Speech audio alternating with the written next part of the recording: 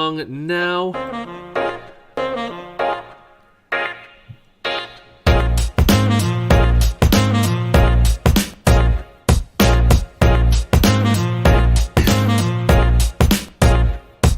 Let's get it, dude. All right. Man, I am so excited for the very first episode of Screen Peeking. It's our weekly look into all things gaming and nerd culture. My name is Max Bennett, also known as Tier 64, and I'm here with the one and only John Fortitude Perez. What's up, man? Yo, what's good? I'm so excited. Dude, it's so funny because we were talking about doing this podcast or doing a podcast for a good time now. And we're finally here, man. We're finally here.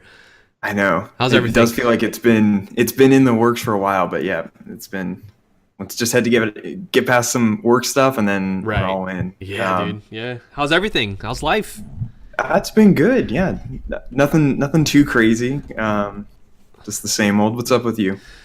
You know, same old. Just with the family and trying this new streaming thing out, which I'm sure we'll talk about in a little bit. And then, of course, just recently started up a media company that I'm trying to grow, which has been absolutely insane. One of the things that I like to ask myself every time I stream or every time that I'm creating content for the media company or taking meetings or talking to my content creators or whatever it is like, okay, like the first thing I do in the morning, especially when I think about all these things, is like, all right, what can I do today to make the stream better? Or what can I do today to make F7 better, you know? And it's just like, it's a constant like battle in terms of like figuring out, okay, where am I trying to take these things in my life?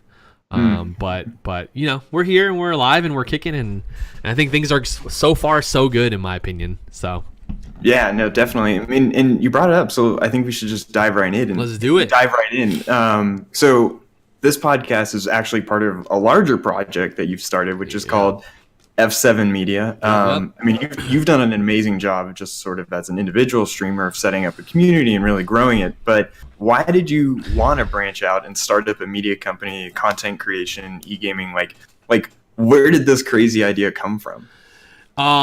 It really, I think the seeds of it started probably like 4 or 5 years ago. If you have been with me kind of OG wise, you know that I've had many different media things. Like I used to have a video game news company called Pizza Bet Games, and then from there I started Genre Off podcasts, and then from there kind of like just small little projects, but nothing really huge. But the goal, I think, has always been to have my own media company, in terms of like just having people who want to content create, but also, of course, podcasting. You know, like we've done podcasting for so long at this point, and that's always been like my dream. Like, yeah, I would love to be a full-time streamer one day, but I don't think that I would have a full-time stream job if it ever comes one day without podcasting, because podcasting to me has always been one of my favorite ways to consume content on the internet, and so every time I envision creating a media company or creating something out of it, I've always had podcasting in my mind. Now, content creation and esports kind of came along just of what I was seeing in the industry of gaming. Like streamers absolutely killing it nowadays and wanting to do that. But not only that, but just wanting to build up a team of content creators. And then, of course, you know, as I started doing more research on the rise and growth of esports, it's like, man, you know, like I feel like I want to try my hand in it. I don't know. That's probably the one thing that I think I'm the most scared of with the esports thing, not knowing what that's going to look like for this company. But I think there's so much potential there, especially in the DC area, because like there's so many amazing things happening in the DC area in terms of esports. Because you got the Overwatch League. I think the Washington Justice. Yeah, you got Overwatch League. You got even smaller teams. Like shout out to my friends at Overtime Network and Esports Fair Play and DC esports, like just so many great things. And for me, it's like, okay, what are the three pillars of F7? Podcasting, content creators, content creation, and then third and last but not least, I just wanted to try my hand in esports and kind of see where that goes. So yeah. And so just kind of like let's put on like our magical glasses and like jump ahead 2 or 3 years in the future. Like what do you imagine? Like what like if everything went right, what would F7 Media look like dude, in a couple of years from now? Yeah, that's a really great question.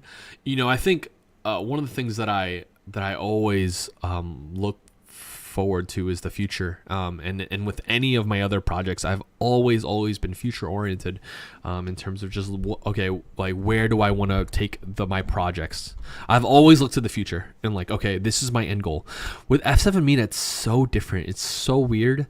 I'm actually living in the now. So like you asking me that question this is the very first time I've ever thought of what a potential future could look like. And so I apologize if I don't have, the right answer here, but I think, right now, and this will kind of lead to what I'm going to be doing in the future, but right now I think it's just all about building the foundation. I want to have this podcast. I want to find people who want to, podcast themselves. If you have a podcast you would like to do, I know I want to do sports one day. Shout out to probably my biggest inspiration in Bill Simmons and the Ringer Network podcast network. That's what I would love to create, something like that with F7 Media. In terms of content creations, I want to find the right people to grow that with. I want to find streamers who are willing to put in the time, to want to be able to grow their brand, want to be able to grow their podcast or their stream. And then esports, I think it's just all about, again, finding the right players, people who want to compete competitively at a high level. And for me, I found a niche. I found a niche in the middle ground of esports. There's a lot of teams. There's a lot of up and coming teams who I've just seen done great things. But for me, like I've always thought, my goal with F7 esports is to be like the AAA side of what esports is. I can help feed people who don't have teams, who want to compete at at the high level, but are also really good, but just haven't been discovered yet. I want to grow their themselves into being the best esport player they can be, and of course kind of be a middleman. Hey, if you want to stick with F7, that's great, but I want to get you my goal is to get you noticed by some of these bigger orgs like Optic Gaming or like 100 Thieves or like FaZe Clan or whatever it is. Because there was a Netflix show. I don't know if you saw it, where it was called 7 Days Out. Oh yeah, bro! And one of the episodes was a League of Legends. So you're not planning on getting a private jet and flying the team around. You're looking to kind of you want to. I mean, maybe that's where. I mean, go. At the end of the day, that's the goal with esports. I want to be like those teams. I want to be like 100 Thieves. I want to be like Rick Fox with Echo Fox.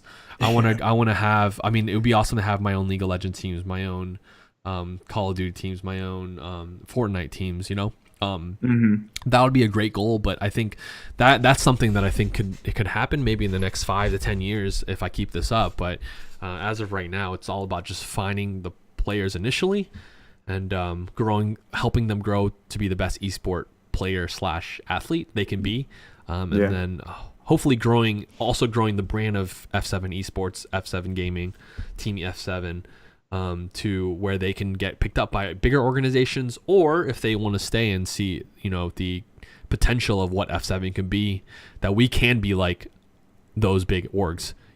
That's kind of the goal right now. See where that goes.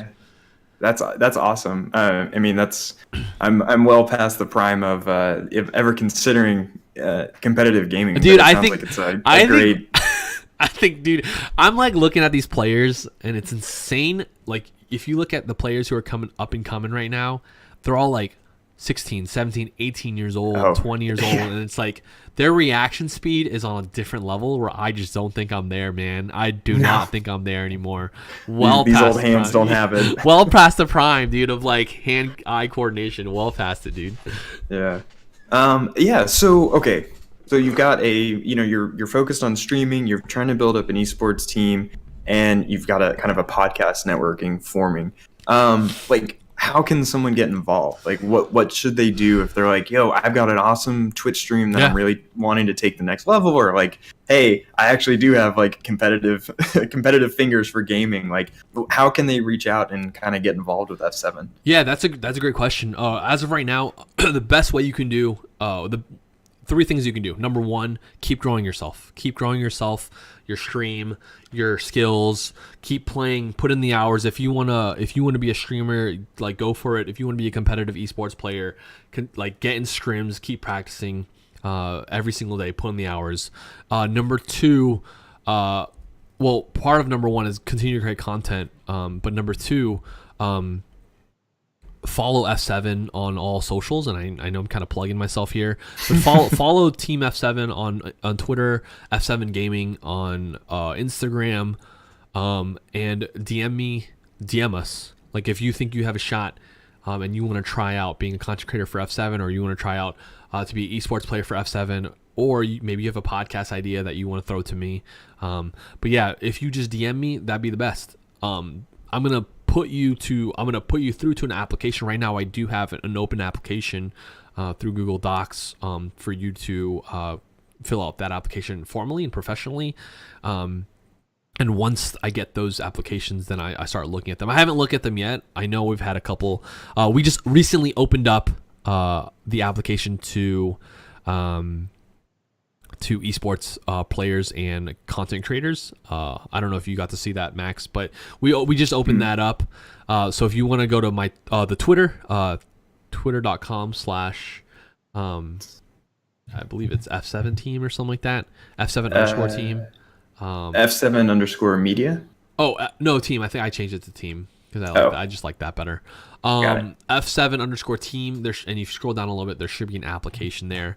And it'll push you to Google Docs where you share your Twitch, you share your content, your name, what game you want to play. Right now, we are only accepting players and content creators for Fortnite, Apex Legends, League of Legends, and Smash Brothers Ultimate or Melee. And those are only the 4 games. Now, we had a good question, Max. Someone DM'd me and was like, "Hey, in terms of content creators, do you only have to play the games that you're recruiting esports athletes for or players for?"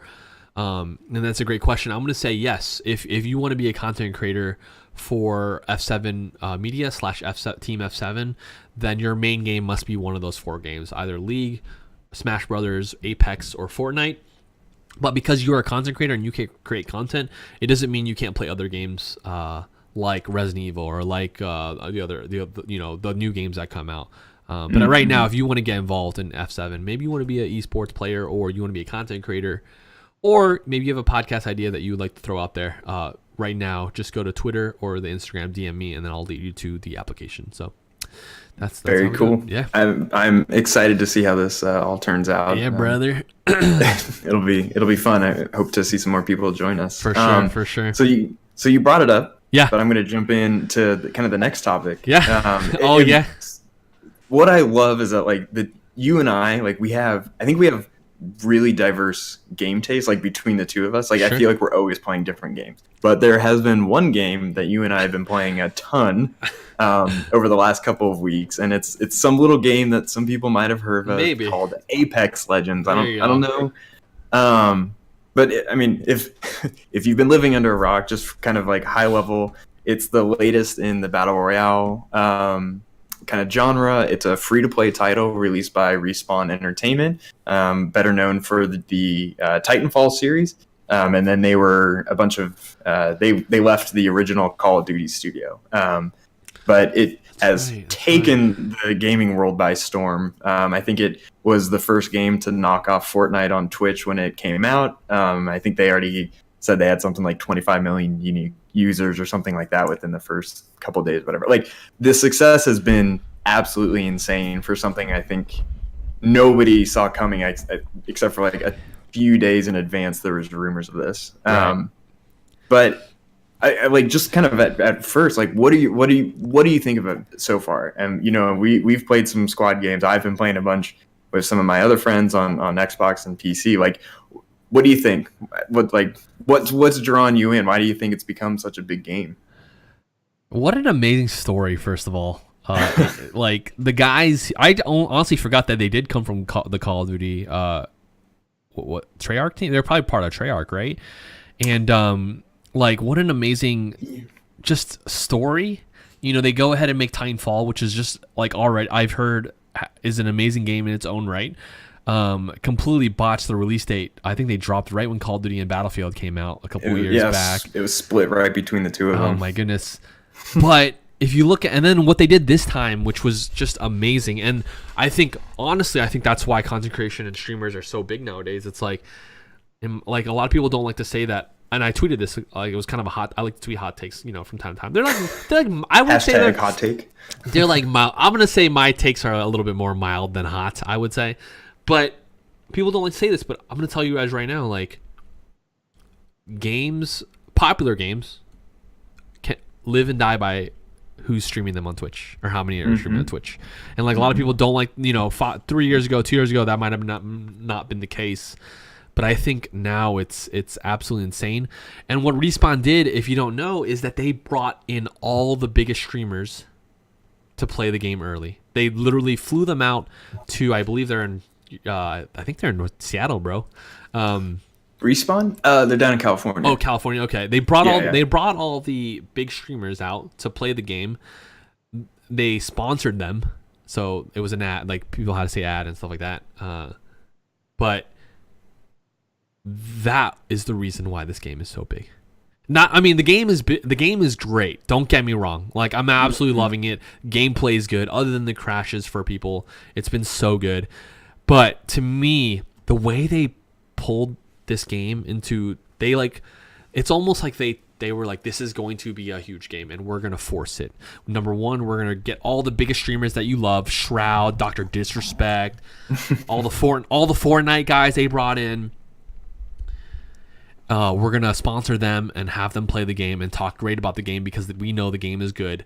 And then the second thing they did, Max, which is just so smart, and I think I didn't think we would see another Fortnite here, but they straight up released the trailer and they said out now, out now, and to me that was it, dude. I knew this game was gonna, as soon as I saw that trailer, and as soon as I learned about the timing of everything they dropped and when they were gonna drop it, you knew it was just gonna it was gonna take the world by storm.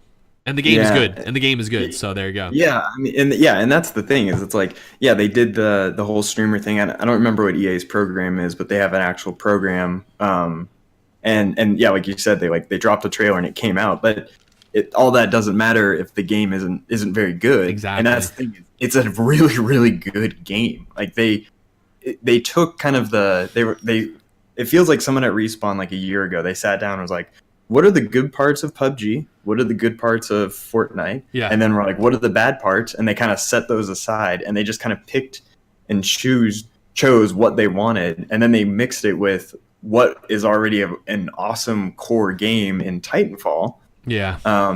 Minus the namesake. And then we're just kind of like, all right, here you go. And it's sort of this it's like a weaponized battle royale of being like, this is like the most perfect, after years of these games kind of coming together, right? This is sort of like the new pinnacle of what a battle royale game needs to be to be successful. And I think it's a different, obviously it's competing with those two, but I think the element that it took, and we didn't even mention it, and I'm just thinking of it now, is that the Call of Duty Black Ops 4 Blackout has this, and it seems as if this was like, you had that game mode, it was okay, we just made it a million times better. Is kind of like how it feels. And I kind of echo what you say, is like, it really is interesting how the content creators on Twitch, on YouTube and wherever, they were they seem to be the ones that kind of like really sparked the interest, because people turned on and you were like I was at work, so I couldn't download the game, but like you could bring up Twitch and be like, whoa, like this looks really cool, and there's like all this stuff going on, and then I got home and was playing it. So they did an awesome job with the rollout to like get all that hype going and really just to stick with it immediately. And I just saw, I think yesterday, the day before, Fortnite is starting to incorporate some of the stuff Apex Legends is doing with the respawning. Yeah. So you can already see the impact it's having on the genre, kind of outside of just sort of taking some good pieces and adding in a few of its own. 100%, dude. But speaking of, I think my experience with Fortnite is like 2 or 3 games, and I was like, not for me. Yeah. Although I really enjoyed PUBG, but I mean, obviously, it's a big focus of your content creation, but like you love Fortnite. You've put hundreds of, maybe not hundreds, but a lot of hours into probably at this point, Fortnite. Honestly, yeah, into the 3-digit territory. Yeah, maybe. I mean. Yeah, go ahead. So so my question was just sort of like, as someone who is so invested in Fortnite, like, has this supplanted it? Is it kind of like your new go-to, or is it just sort of a break until, season 8 comes around and you'll jump back over? Like how does it compare? Like, what are your thoughts on that? It's so crazy, like, to see these games both succeed at this point, because it did take the number 1 spot on Twitch. Apex did for a little bit. Now they're kind of like evening out. But the crazy part is, like, okay, so I never used to like Fortnite. I hated Fortnite. I was like if you're a little kid, you like Fortnite. That was my look at it, right? And like, I was, and Fortnite's so funny because you either hate it or you love it. Like, there's rarely people who are in between. And so for me, getting to streaming, like, how could you not play Fortnite, like the biggest game in the world, Mm-hmm. And so I eventually tried it out. Like, I was in there, since season 1, honestly, in and out, dabbled in it. I was like, this game's not for me. But eventually I got back to it. I eventually gave it a chance. I was like, all right, I'm gonna give it like this last chance, see why really people like, actually give it a chance, not just make fun of it and like meme it, So last season, actually, I've only been playing like consistently since the last season, which is kind of insane. But for me, and I'll say this, and I played Apex for a long time now. 400 kills, just that to sound like that. Wraith main, by the way, Wraith main, 400 kills. Weird flex, but okay. But I think at this point, nothing can beat Fortnite. And I say that, loving both games and understanding, and I think Apex has come so close to bringing something very unique to the BR genre. They literally combined Call of Duty gameplay, fast pace, fun stream mechanics with Overwatch style legends and abilities, which has just been absolutely awesome. But to me, nothing will ever. And we look at Apex Legends and we're like, this is kind of something brand new, but it's also seems there's like a familiarity to it, whether it's through Halo, whether it's through Call of Duty, whether it's through Overwatch. And to me, Fortnite, there's never been anything like that. Like, you can't compare Fortnite to anything. And it's really the building, to me, why I think that game is so special. And it's a great game because, I mean, the gameplay is so good. But the building, to me, I think outweighs anything I've ever played in any game, and that's why I'm always drawn back to it. And so, like, for me personally, I think I'm always going to be Fortnite number 1, Apex number 2. That's not taking anything away from Apex or Fortnite, because they're both really good games. There's a reason why hundreds of thousands, millions of players are playing these two games. There's a reason, right? They're both really good. But for me personally, I think I'm right now ready to play Fortnite again, like, consistently, with Apex, sprinkle in Apex in time in there. But I don't know, they're so different, you can't really compare them. But if I had to put number 1 and 2, I think Fortnite still gives me the edge, because there's nothing like that on the market. So you really do see like a world where both sort of coexist. I think kind of the one that we've left out though is PUBG, which is sort of the sort of the OG battle royale. Can we get F's game. in chat for PUBG? No, I'm kidding. Yeah, I'm kidding. No, let me put an F in chat there for you. I'm not logged in. It's all good. But yeah, like it really started. I think it kind of I don't think it directly came out of, but I think it was it seemed to be heavily influenced from like the DayZ sort of like more survival focus. But I think since Fortnite's popularity has skyrocketed, like PUBG is kind of, its numbers have not tanked. I mean, it's still, I think it's in 6-digit numbers, but it's well off of where it used to be. Right.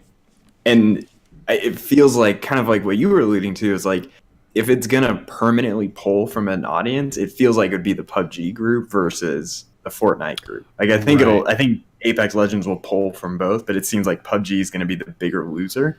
Yeah, sure. And so do you think like this is maybe the final nail in the coffin of like the people like me who are like, Fortnite a little too kiddie, not like digging it. Right. But maybe you're a little burned out on PUBG, like this new sort of more hardcore game. Like, do you think this is maybe the kind of the final push to PUBG to kind of be relegated to a permanent has-been status? Yeah, no, that's a good question. PUBG, we got to shout out PUBG because that was like the, for all intents and purposes, that was the OG Battle Royale. That's the game that everyone built upon. Fortnite built upon it. Call of Duty built upon it. Apex Legends to some certain extent. All of them. Realm Royale, I can just name a bunch of them. But the thing with PUBG is just it only attracts a very niche audience. And the reason being is because when PUBG was at the height of its time, it's only because PUBG was really the only game. Right. Once Call of Duty came out, Fortnite, of course, once that came out, man. And then obviously we're here at Apex Legends time, but yeah, it's like that game is not going to die. Like it's not going to die. It's always going to have its niche audience. It's always adding content. They just added a third island or fourth island at this point now. They're adding. I think they just added a fourth one, the winter map, the snow map. It's not going to die, and I hope it never dies because I absolutely loved my time with PUBG. I remember a time where I was playing that every single day. And it was very fun. That first chicken dinner is there's I always say this. There's few better experiences in a video game than that last 1v1 last 2 people left on the BR. You get the win, and it's just like an amazing feeling. But yeah, I think PUBG's days in terms of where it's going to go are done unless it does something drastically. But I just don't see it. I think Fortnite continues to innovate on the BR, and then of course Apex Legends is going to continue. And I think it's by the way, I think it's amazing that Apex and Fortnite are going head to head because they're only going to help each other grow in this in the BR. Like like you were saying earlier, I was reading that they were going to add respawning. Fortnite was going to add respawning, and literally when Apex came out and they had an interaction button with zip lines, Fortnite finally put an interaction for zip lines, which the community was asking for so long. and when a game is on top for so long and they don't have competition, it's not healthy for anyone. And so I'm glad Apex is there to push Fortnite to higher levels. And so no, I totally agree. Like having that competition at that point, and obviously this is PUBG was sort of an indie studio, and now you've got 2 of the largest gaming studios kind of throwing their resources behind it. It'll be interesting to see how they push it. So the last question on Apex Legends is, so you've had it a couple weeks now. I think it's done some stuff that's revolutionary, sounds a little over the top, but I think that have pushed the genre forward with like the call outs and kind of goodness, yes. Which is amazing, especially like when I had the audio trouble. I heard Fortnite's gonna do that too. We'll see. I hope they do. They need it. There's nothing like he's over here. I'm like so tired of calling that, and I'm very guilty of saying that, by the way. He's here. He's over here. Where's over here? Yes, in front of me. I even have it. And I'm like, they're back behind us, and it's no, and then I give the direction call. But yeah, like Apex Legends has brought a lot of new things to kind of push the genre forward. So they just added a new gun this week, I believe. So like, what are you looking forward to over the next couple of months of like, what do you want to see added into Apex Legends? Kind of maybe just in and of itself, like what do you want to like for me, obviously, seeing new legends is going to be kind of like just the same as for that draw with like Overwatch for like a new hero. Like that'll be a big thing for me. But like, what else are you looking forward to?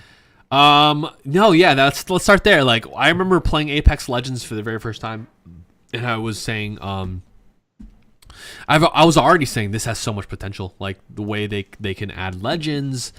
And then I was looking at the skins and the guns, and they already added a brand new gun, which I have some strong feelings for, by the way.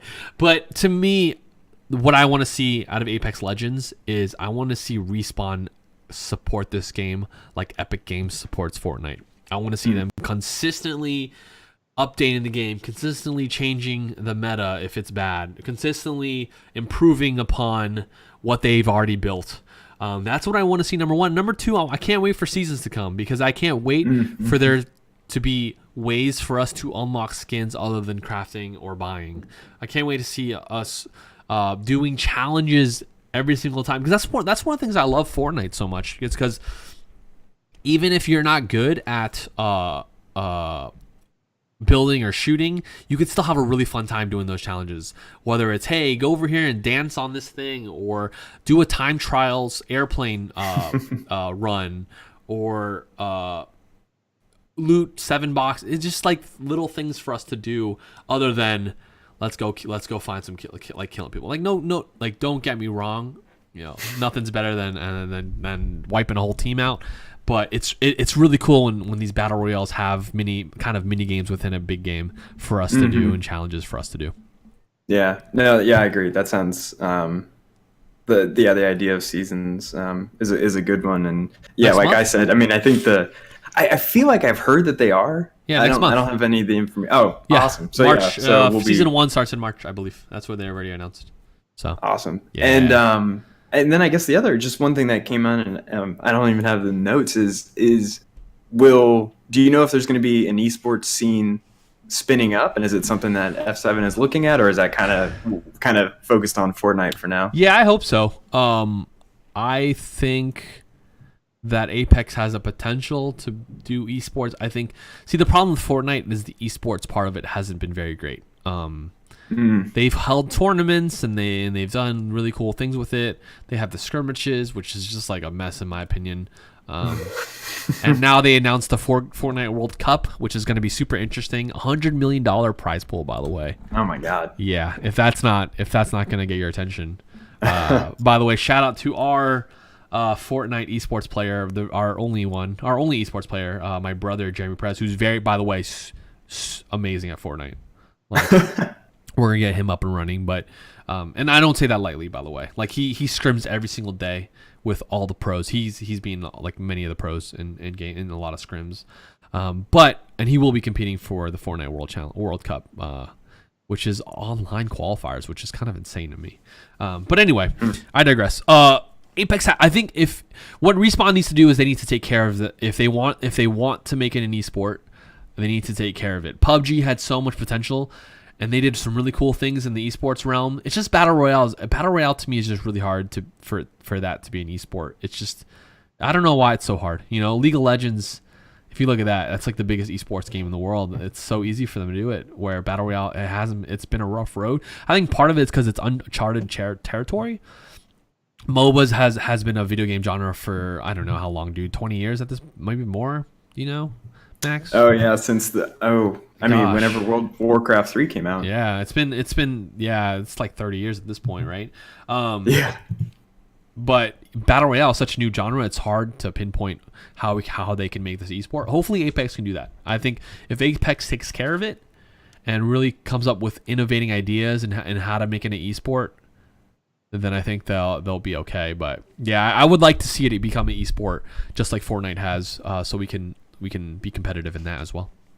Yeah, that's awesome. Yeah, it'll be interesting to see. I have thought of like, how do you do esports in a VR game, and I haven't fully figured it out, but I'm sure they'll figure it out. They did the Twitch Rivals tournament, which I really like that way. It's just harder to do it because you have to, in my opinion, to have it become a legit esports, you have to play on LAN with 99 of the best players, pros, you know.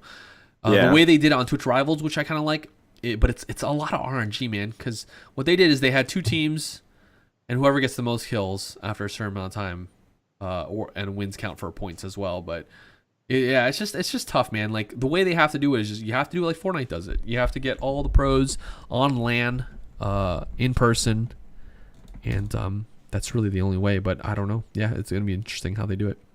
Yeah, definitely. Okay, so changing topics since this podcast. Yeah. Is So not just by the gaming. way, quick look into nerd culture. Hopefully the goal, Max, is to cover gaming, and the next week, hopefully tech, and then we have the entertainment side of it. So this is our last part of it, right? Yeah, and so that's a good comment. It's like the idea of the gaming, this podcast isn't just to be gaming focused. I think like when we were talking about this from the beginning, like you had a vision of this being more than just like, because we could sit here talking about gaming, but like, and anyone talks about gaming. So I think for us, it's really just kind of looking at all the kinds of things that are interesting to us at any one time. Like you got some new tech and it's like, whoa, that's really cool. And then, like we're talking, we can talk movies the next moment and stuff like that. Right. So that's kind of the idea for all of this. And so that's kind of, this, our last segment for tonight is just looking at this, another little show people may have heard of called Game of Thrones. Dun, dun, dun, dun, dun, dun, dun, dun. I miss it, dude. We've been rewatching it from season 1, which I'm gonna tell you what, man. Season 1 has not been kind in terms of the way it's aged.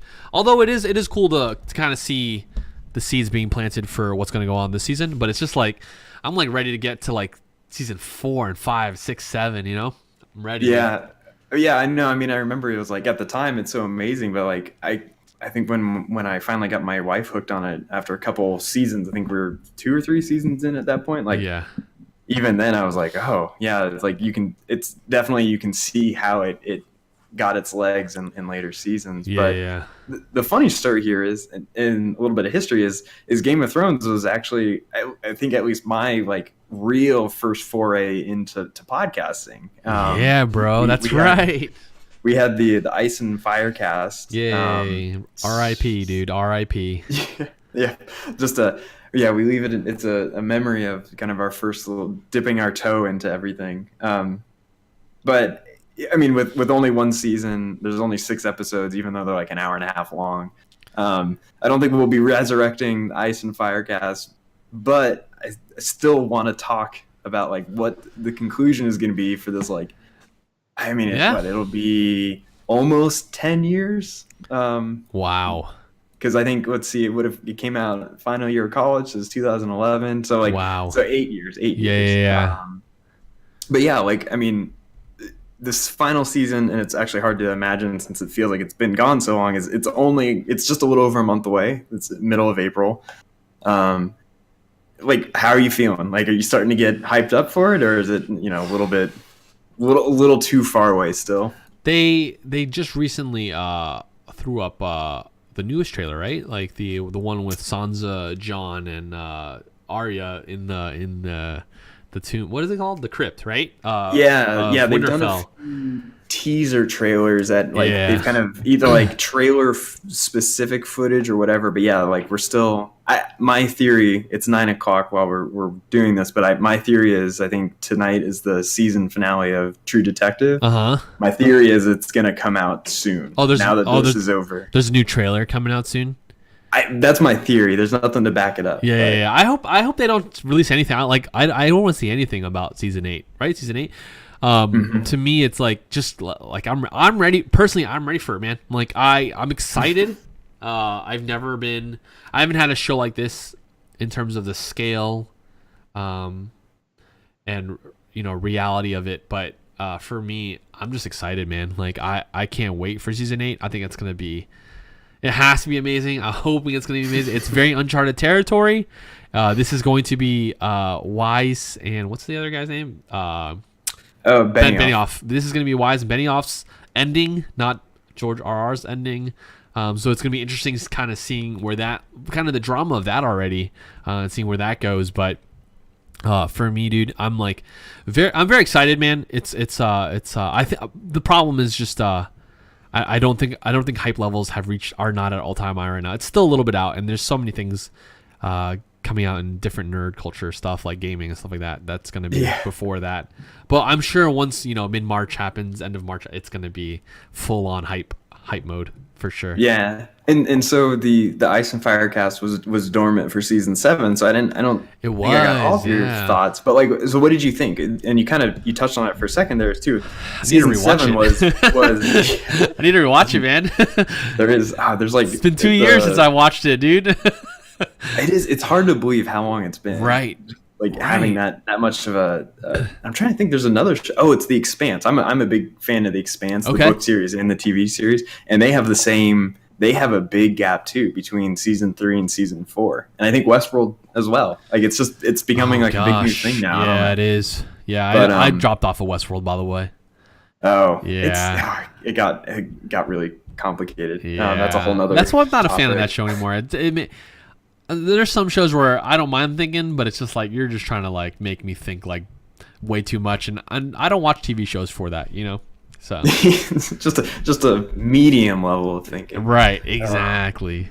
Facts. But so like, what did you think of season 7? Like, I mean, we don't have to go in episode by episode, but like just kind of like overall, what were your thoughts? Especially because this is, like you said, like season 7 was the first season that was outside of the books, and so I don't believe that they're like, oh, we don't know what's going to happen in the books. So I think they know what's going to happen. I think they do too. By the way, I think this is going to end up being George's ending as well.